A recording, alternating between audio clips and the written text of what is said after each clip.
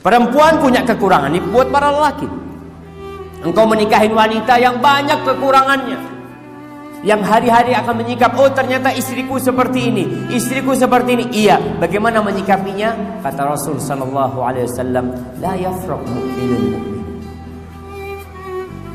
Seorang lelaki yang beriman, seorang suami yang beriman, nggak boleh dia membenci istrinya yang beriman. In kariha minha khuluqan radiya minha akhar. Kalau ada perilaku istrinya yang tidak dia sukai, bukankah ada perilaku lain yang baik buat dia? Maka diperintahkan untuk melihat kepada sisi positif istri, bukan melihat kepada yang negatif. Ini sikap. Tidak semua bisa, jamaah. Ada orang-orang yang suka menyimpan dendam.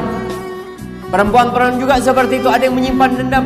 Suaminya pernah mengatakan perkataan yang menyakitkan hati, ya, kemudian dia ingat selalu. Lelaki juga seperti itu.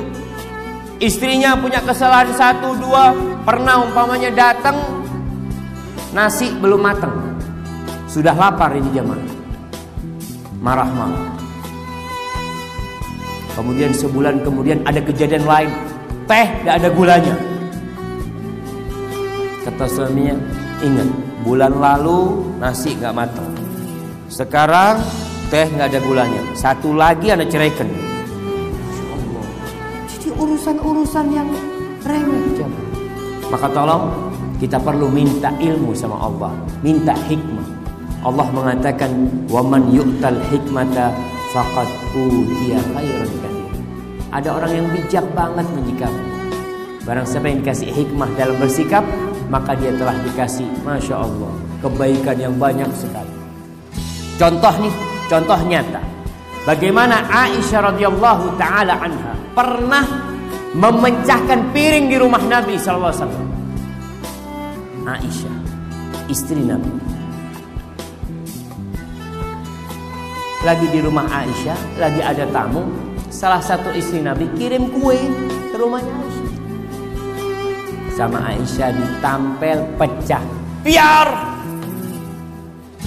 Kita lihat bagaimana Rasulullah SAW menyikapi hal ini. Beliau sama sekali tidak marah.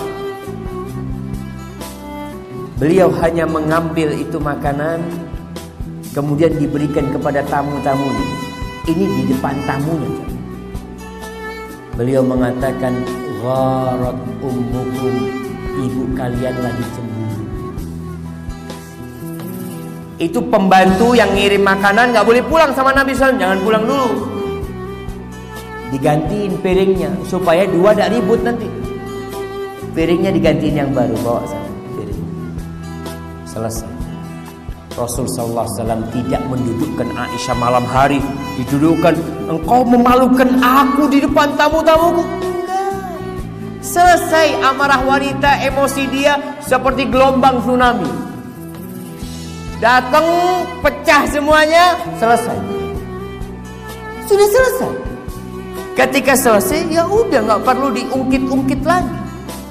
Dan Rasulullah SAW tidak pernah mengungkit. Ini perlu jamaah. Bijak dalam menyikapi itu penting.